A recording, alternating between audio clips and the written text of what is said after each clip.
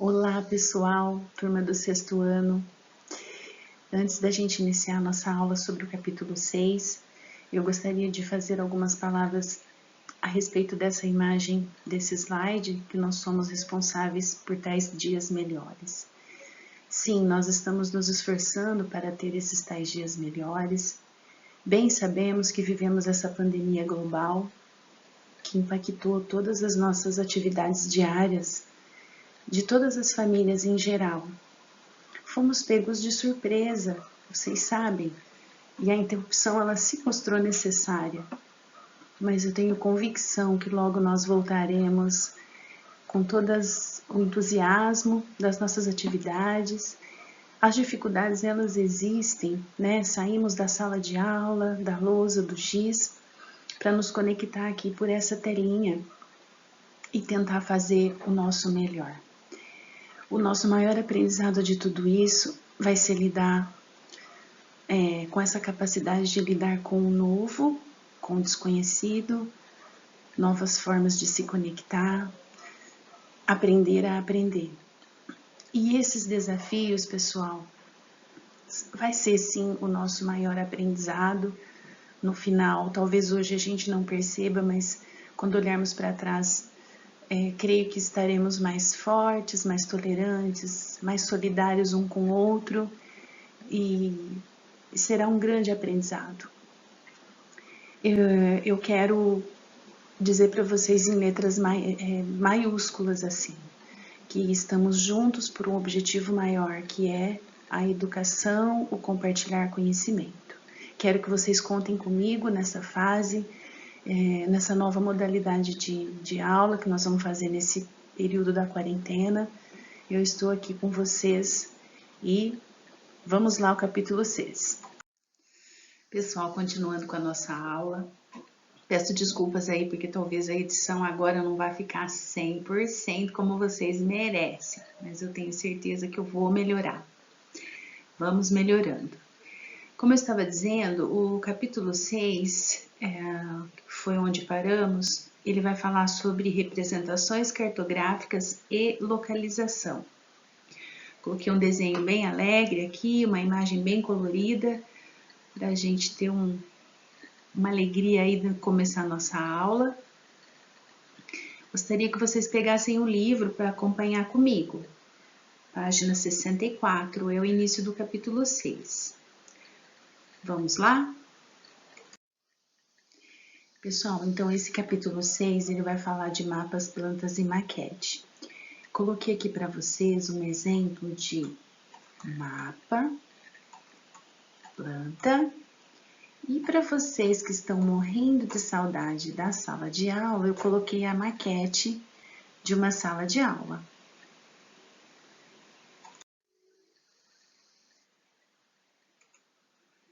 Então, nós podemos fazer aqui uma conceituação de mapas e plantas e maquete e, ao mesmo tempo, a gente vai ver a diferença entre eles. Então, mapas e plantas são representações reduzidas em duas dimensões, bidimensionais. E a maquete ela já é uma representação feita em 3 dimensões da superfície terrestre. Mas como é isso? A gente pode pensar o seguinte, mapas e plantas nós temos 2 dimensões porque só são comprimento e largura, sendo que a maquete já são 3 dimensões classificadas em comprimento, largura e profundidade, que é a altura da maquete. Como se víssemos a nossa casa ou o nosso bairro em miniatura. Aqui eu vou citar alguns exemplos para vocês.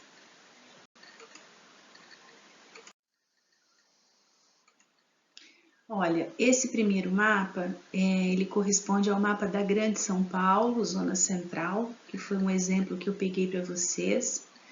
E aqui também os dois são planisférios, porque eles estão no modo plano, ou seja, bidimensional, certo? O mapa ele é bidimensional porque ele só tem largura e altura. Os mapas eles representam áreas extensas da superfície terrestre, não se importando muito em mostrar os detalhes.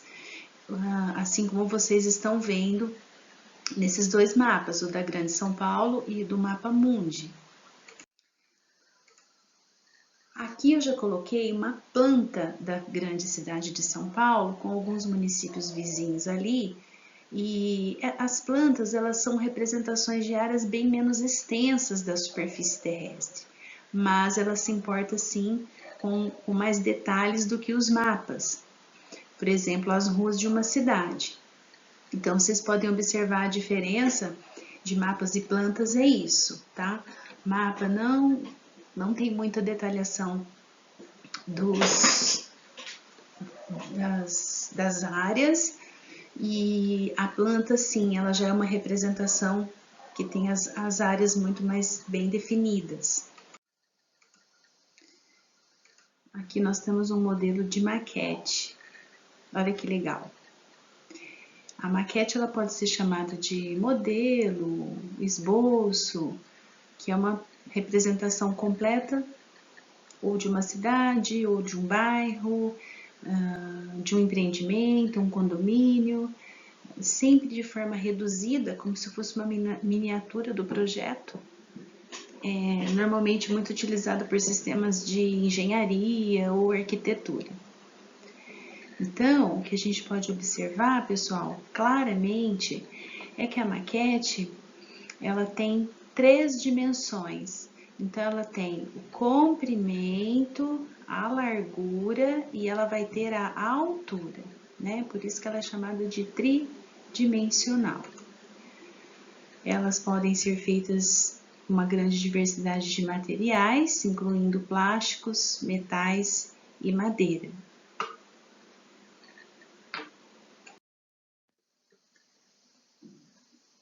Na página 66, nós temos aí um conceito de cartografia do lado esquerdo, mas eu gostaria de resumir para vocês de uma maneira mais simples. O que seria a cartografia? É uma ciência encarregada de produzir mapas, plantas, maquetes e outros produtos cartográficos, que representam a superfície terrestre ou parte dela. O que seriam os outros? Seriam as tecnologias modernas utilizadas hoje em dia. A gente utiliza muito o GPS, o Waze, muito mais, os satélites, né, que trazem as fotos aéreas mais precisas, etc. A cartografia ela é muito importante desde a antiguidade, quando existia a necessidade de se deslocar de um lugar para o outro, em busca de abrigo e alimentos. Então, as sociedades elas foram evoluindo, mas essa necessidade passou a existir ainda mais com a expansão marítima, a globalização, enfim. Lembram que a gente viu lá a questão do espaço geográfico também no capítulo 1? Então, esse foi o que mais se transformou com essas ferramentas cartográficas. A linguagem cartográfica nada mais é, gente, do que todas as informações constantes nas imagens que vocês veem nos mapas. Ela é usada para que a gente possa ler e entender o que os mapas estão querendo nos dizer, o que eles estão nos informando. Através desses quadradinhos aqui, as cores, pontilhados, enfim, todas as informações constantes no mapa, elas são muito importantes e sempre precisam olhar todas as informações. Esses mapas aqui, nós podemos chamá-los de mapas temáticos, ou seja, eles estão informando um tema específico. Esse primeiro, ele está nos informando o mapa político e regiões. Então, aqui nós temos a região norte em verde, centro-oeste em lilás, o nordeste em azul, o sudeste em vermelho e o sul em amarelo, que é o que está na legenda, certo? Essas divisões entre as regiões a gente chama de divisão política, ou seja, essas fronteiras elas foram feitas politicamente somente para fins administrativos, certo? Aqui nós temos um mapa de climas do Brasil, equatorial, tropical, semiárido, subtropical, o litorâneo, o tropical de altitude. Então, com essa legenda, vocês conseguem identificar em quais lugares que predominam tal clima. E esse aqui é uma das bacias hidrográficas brasileiras. Eu peguei todos os 3 mapas assim do Brasil, porque eu acho que é mais fácil da gente se situar e entender. Então aqui nós temos as divisões das nossas bacias hidrográficas. A maior é a Amazônia, depois tem Araguaia, Paraguai, aqui nós temos o Atlântico Leste, enfim. Então isso aqui são mapas temáticos, ou seja, cada um está representando um tema. Essa é a linguagem cartográfica que eu disse para vocês que ela é fundamental para que a gente consiga entender o que o mapa está querendo. Então, galerinha, existe um exercício aí explorando o mapa Brasil Político na página 66 que eu queria que vocês acompanhassem comigo, nós vamos fazer juntos.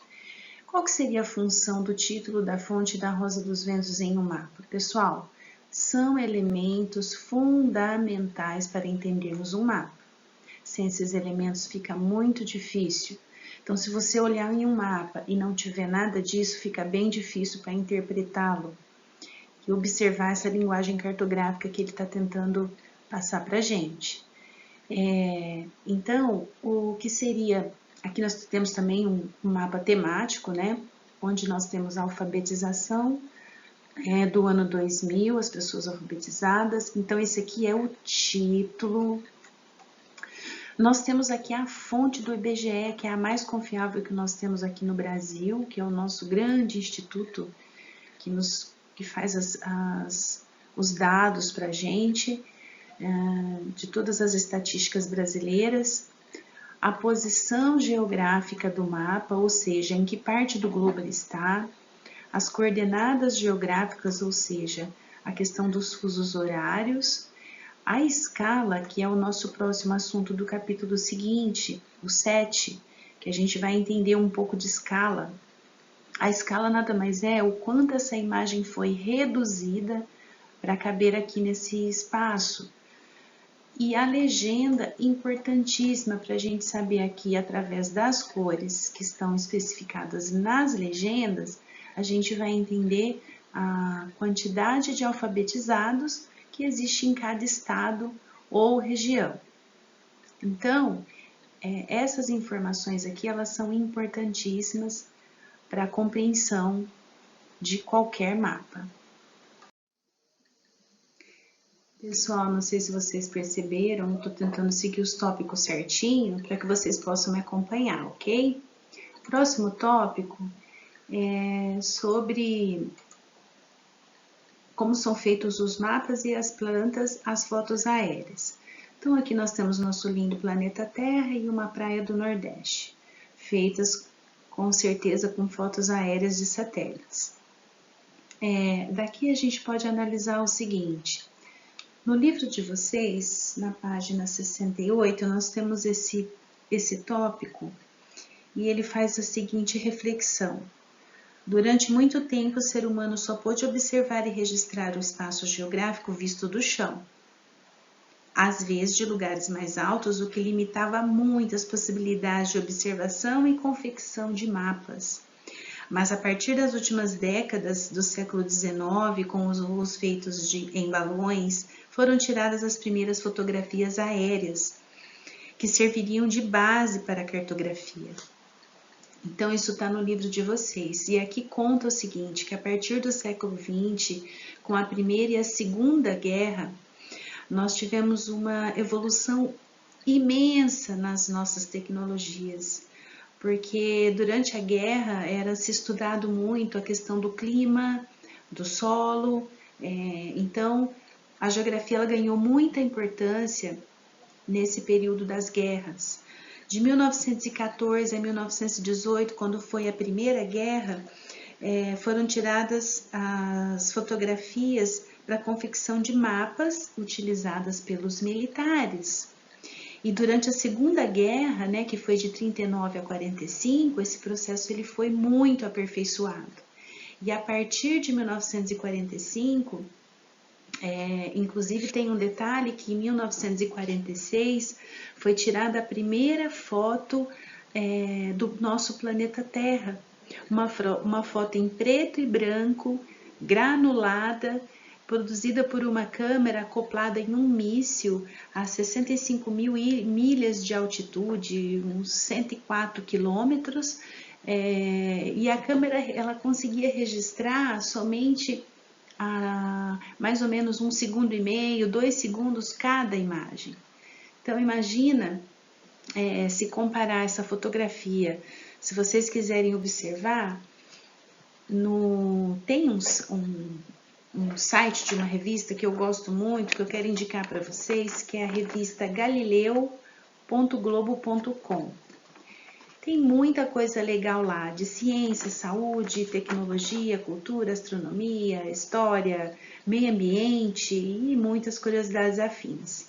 Então, nessa revista Galileu, vocês vão ter acesso a essa fotografia de 1946, feita em preto e branco, pelos Estados Unidos, óbvio, né? Então, essa foto foi uma foto que ficou muito para a história. Se vocês tiverem a curiosidade, dá uma olhadinha lá. Mas então, eu queria só ver com vocês o seguinte, como que hoje em dia toda essa tecnologia, ela nos proporcionou muito mais rapidez, muito mais precisão e áreas extensas. Tá certo que aqui são visões macros, né? São visões muito extensas, são capturas muito, muito longínquas, porém não tem riqueza de detalhes. Mas tem muita qualidade de imagem.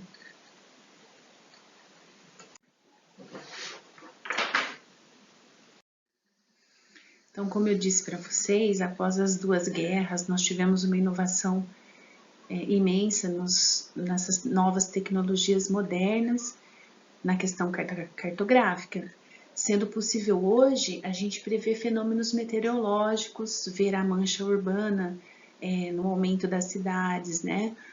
Desmatamentos em florestas, incêndios. Então é possível a gente prever um fenômeno, né? Uma tragédia, uma enchente, um furacão, é possível prever através dos satélites para retirar essa população da área de risco em um momento anterior. Então isso se mostrou uma inovação muito grande para nós. Tem uma atividade na página 69, que é o Trocando Ideias, que é uma atividade que eu gosto bastante. Deixem registrado no caderno, é uma atividade sobre uma imagem duas imagens, na verdade, do município de Joinville, Santa Catarina. Então, tem uma imagem e depois uma planta elaborada a partir dessa imagem, com duas perguntinhas. Eu quero que vocês respondam essas duas perguntas, deixa registradinho que depois a gente dá um visto nessas atividades, ok, pessoal?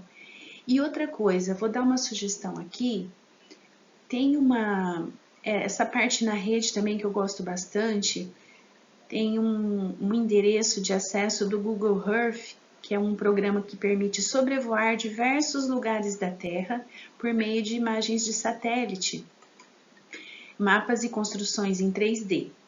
Queria que vocês visitassem esse link, que ele é muito interessante e vocês vão gostar. E se tiver também alguma anotação a fazer a respeito dessa sugestão que eu estou dando do Google, façam